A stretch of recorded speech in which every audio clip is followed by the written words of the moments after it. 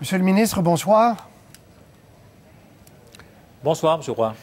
Monsieur le ministre, le 30 septembre, dans 2 jours, donc, les enseignants, une partie des enseignants, puis ils sont nombreux, vont encore débrayer. Ce n'est toujours pas réglé, bien sûr, ces négociations-là. Il y a énormément d'inquiétudes dans le réseau de l'éducation, les parents, les enseignants. Qu'est-ce que vous dites aux parents qui vont encore une fois aller appuyer les enseignants le 1er octobre, feront le tour des écoles? Vous leur dites quoi, là? Bien, je leur dis d'abord que c'est leur droit, c'est le droit des parents, de quiconque, là, de pouvoir s'associer là pour manifester. C'est pas du tout un problème pour moi. L'enjeu, vous le savez bien, c'est une année budgétaire difficile. On savait que ce serait un automne plus difficile, compte tenu notamment qu'on est en négociation en ce moment là avec nos syndicats. Donc, on savait que ça allait être plus difficile. Moi et mon gouvernement, on négocie pour l'ensemble de la population en ce moment avec nos syndicats. Est-ce que vous continuez à dire, parce que c'est pas clair, est-ce que vous continuez à dire que les services aux élèves ne sont pas touchés? Oui. Écoutez, je vais répéter ce que j'ai dit, mais j'essaie d'être le plus clair possible là-dessus. Il y a une sensibilité en ce moment que je comprends qui est très forte par rapport aux élèves en difficulté d'apprentissage, aux élèves handicapés ou en difficulté d'adaptation.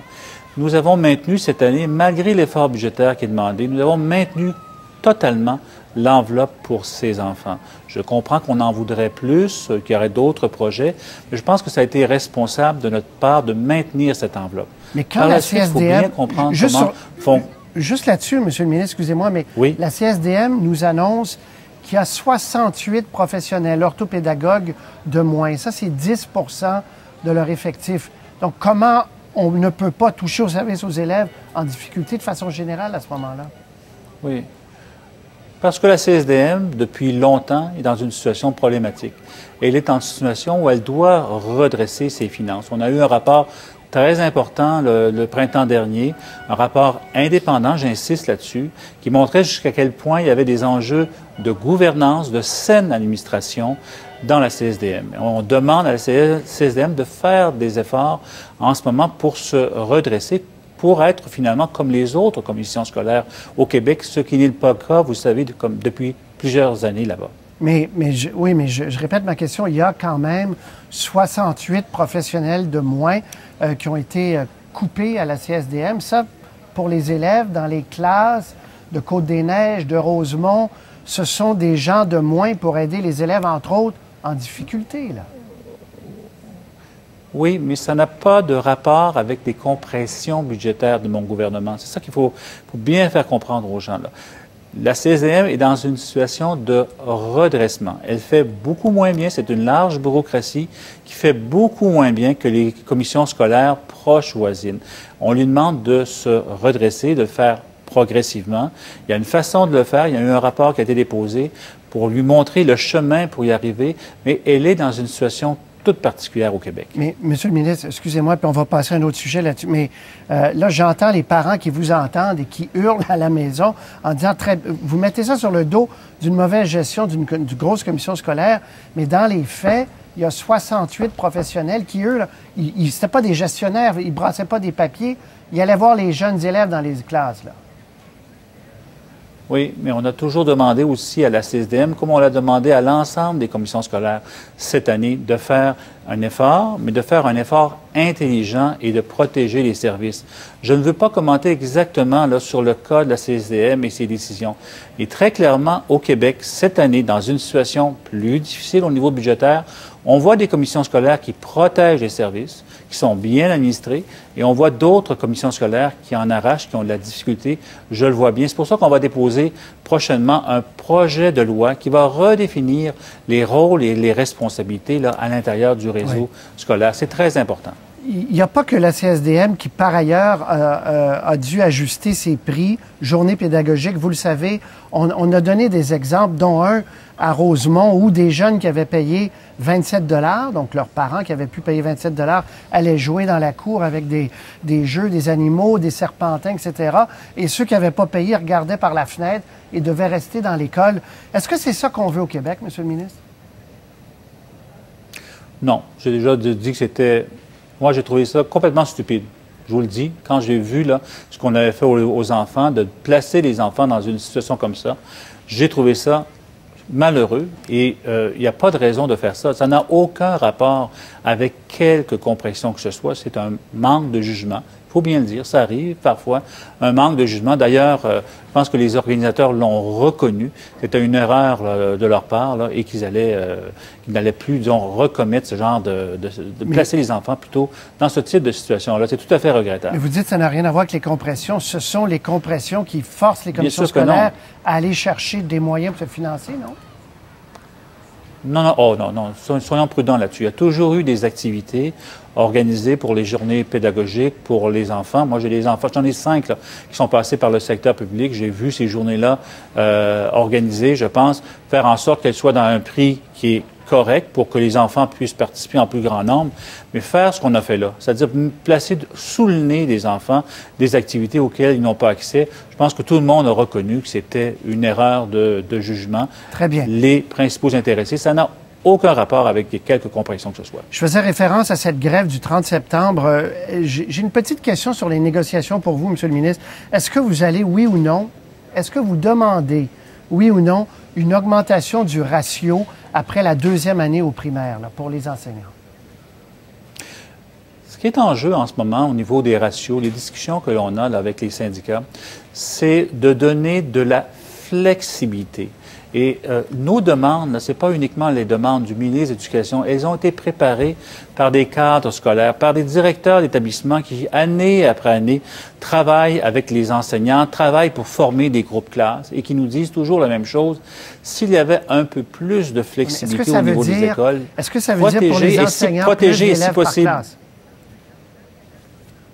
Non. Alors, protéger et, si possible, diminuer, c'est ça l'enjeu, diminuer notamment pour les petits et les milieux défavorisés les ratios et, bien sûr, compenser par une augmentation là où on a moins besoin des ratios que nous avons actuellement.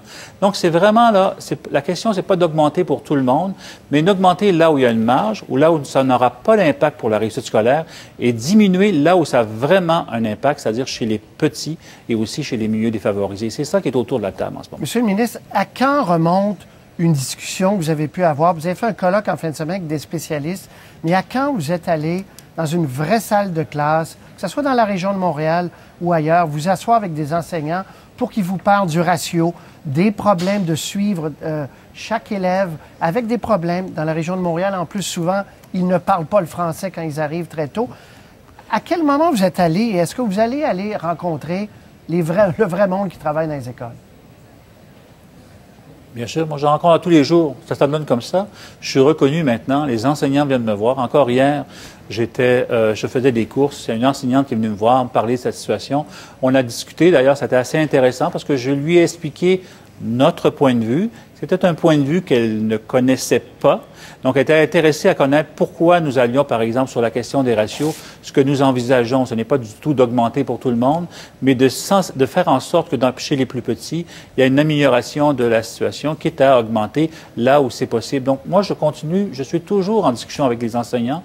Ce matin, j'étais dans un groupe communautaire qui s'occupe d'aide aux jeunes en difficulté au niveau de l'aide aux devoirs. Donc, je suis très, très près de ce milieu-là. Je suis bien au courant de ce qui se passe.